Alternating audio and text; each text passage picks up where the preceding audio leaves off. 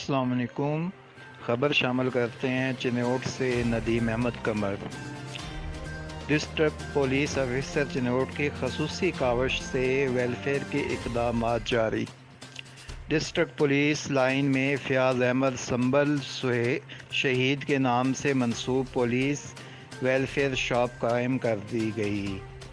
District police officer captain محمد عامر خان نیازی نے police welfare shop کا افتتاح کیا۔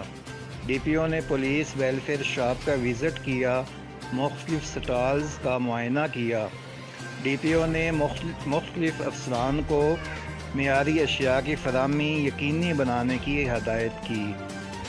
پولیس ویلفیئر شاپ میں پولیس اہلکاروں کے ساتھ عوام الناس کو بھی اشیاء ضرورت رعایتی نرخوں پر دستیاب ہوں گی۔